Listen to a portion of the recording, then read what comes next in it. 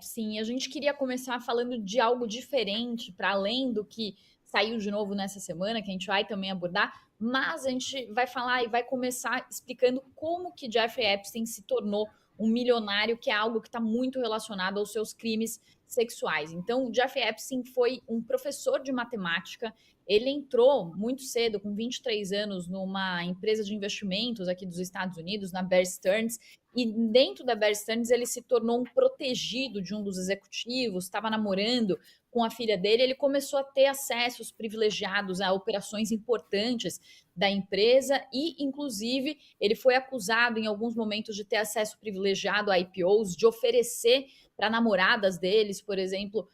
ações antes das ofertas iniciais dessas empresas na bolsa. Também foi acusado de usar as contas de despesa dessa empresa para se favorecer. Então, diversas das atuações de Jeff Epstein ao longo desse início da sua carreira ali na década de 80, década de 90, foi ligada a essas empresas financeiras. Ele que fez, inclusive,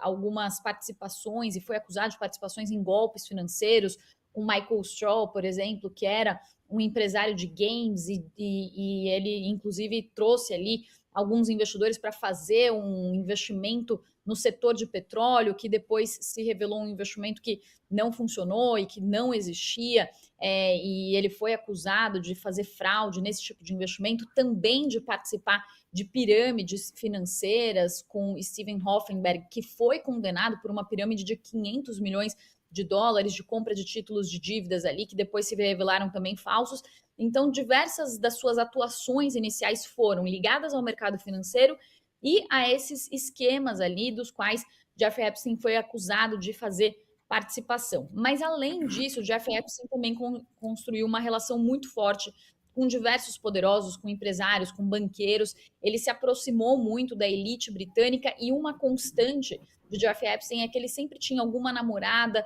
alguma mulher que o apresentava e o trazia para algum mundo de influência. Foi o que aconteceu nesse universo aí britânico e também foi o que aconteceu quando ele foi apresentado para uma das principais figuras que foram responsáveis pelo seu enriquecimento, que foi o Leslie Wexner, que é fundador de grandes varejistas, inclusive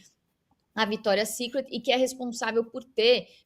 gerado cerca de 200 milhões de dólares ao longo de alguns anos aí para Jeffrey Epstein, que prestou serviços e cuidou das suas finanças. Um outro bilionário também, que é grande responsável pela fortuna de Jeffrey Epstein, é Leon Black, que é fundador da Apollo Global Management, que teria pagado 170 milhões de dólares a Jeffrey Epstein pelos seus serviços. Então, esses dois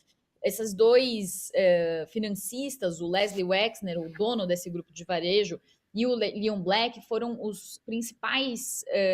responsáveis por essa fortuna, mas além disso, ele também começou a fazer doações para Harvard, também para a Universidade de Rockefeller, e com isso ele conseguia trânsito entre esses bilionários. E hoje, com os arquivos que foram revelados, inclusive recentemente nas últimas semanas, o que fica claro é que em muitos casos Jeffrey Epstein também chantageava esses magnatas, esses bilionários, esses homens poderosos. Não se sabe exatamente quanto que da sua fortuna veio por causa desse esquema de chantagens, mas o jornal The New York Times também fez uma grande reportagem extensa falando sobre como ele construiu a sua fortuna, e ele fala que, apesar das muitas teorias de conspiração, de que ele fez parte de redes de espionagem e etc., que na verdade o que Jeffrey Epstein era um verdadeiro golpista e que ele fazia muitos desses golpes financeiros, e isso responde muito da sua grande fortuna. No fim da sua vida, no seu espólio, ele já tinha duas ilhas, né?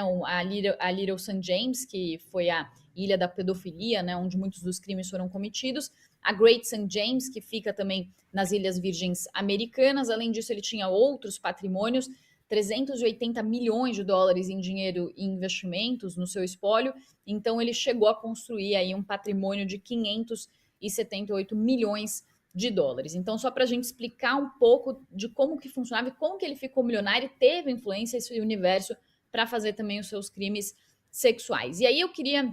já começar